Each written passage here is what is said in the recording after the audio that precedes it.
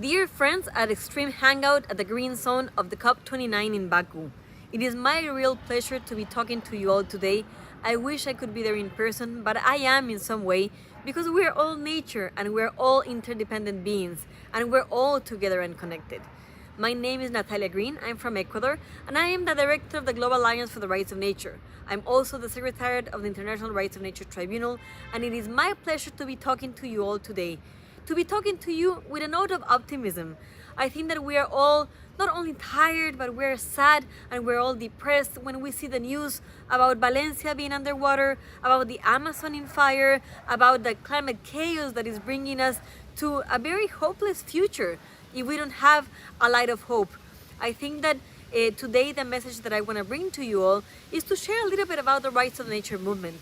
I think that when we are feeling that climate anxiety and we think what's going to happen to us, we are reaching a tipping point and we feel powerless when all these big corporations and nations are driving the other side. They're still advocating for a world of consumerism, of development, a world in which we keep exploiting nature and we feel that that's wrong. Then we feel very hopeless.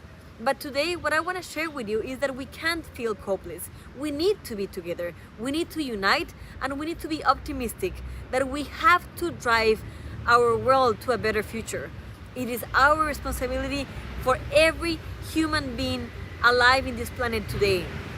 Not only for the future generations, of course, but also for us. We're already living the impacts of climate change and we need to find a solution. It is our responsibility and we have to do it. And I want to bring to you today the idea of the rights of nature because for me it is a light of hope. And I hope it is for you as well. I am, as I was sharing, from Ecuador, the first country in the world that recognized that nature is a subject of right in its constitution back in 2008. This amazing country of Ecuador led the way for a growing movement that right now, Antonio Guterres, it says that the Earth Jurisprudence movement is the fastest legal growing movement in the world today. Why? Because it makes sense. Because it makes sense that nature is not an object that you exploit, it's a subject that you protect, that we are nature, that we are interconnected, and that if we know that we are 70% water and that the planet is 70% water and that we're all connected, we're all part of this amazing planet, then why are we treating nature as a resource? Why are we treating nature as an object? The note of optimism that I want to share with you all today is that there's this growing movement that recognizes the inherent rights of nature.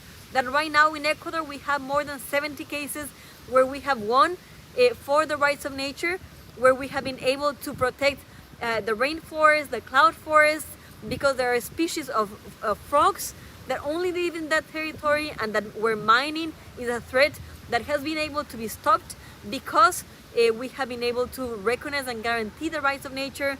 It's a country in which we have been able to protect rivers that are now polluted, and we are demanding our authorities to clean those rivers because those rivers have rights.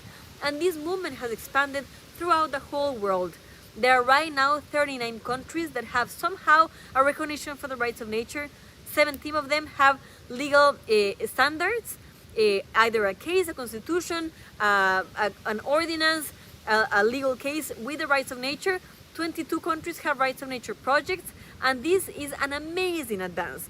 An advance that back in 2008 we would have even dreamt of because we were just starting with this bold idea that is now becoming an amazing growing movement, a movement that gives us hope, where people get organized, because people get empowered, and people fight to bring nature into law, to bring the voice of nature into law, to recognize that if nature has rights, then law needs to recognize those rights.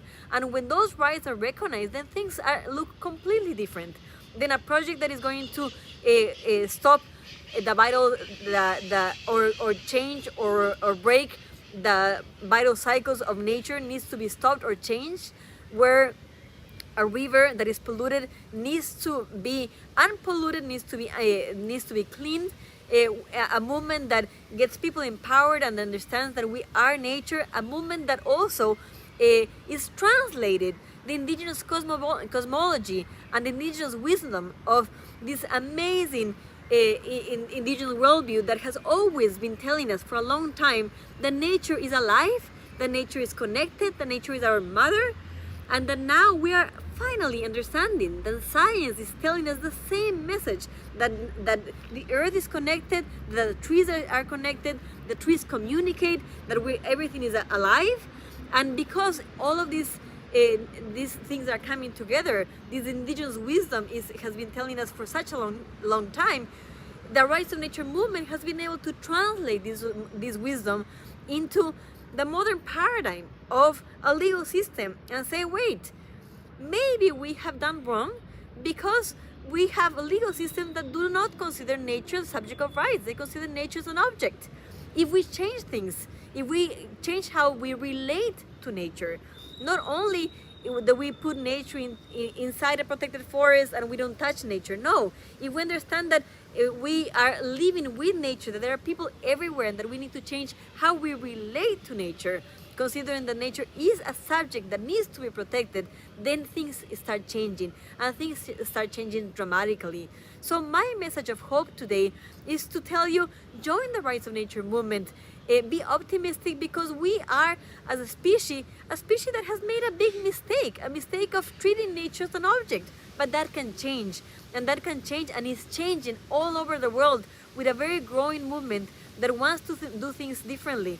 And it's not enough to just mitigate climate change, to adapt to climate change. We need to change the way we relate to nature. We need a system change. And the Rights of Nature movement is bringing that paradigm shift that is so needed. And that is the message that I want to bring today to this amazing group of people listening to Extreme Hangout, because we want to make this message bigger, stronger, and we want to unite so that our worry of what is happening to the world comes together into action. And we do not allow governments and corporations to just profit from nature. We make them understand that we are all connected, that we're all part of nature, and that we as a species will not be able to survive if we don't understand that we are nature protecting itself.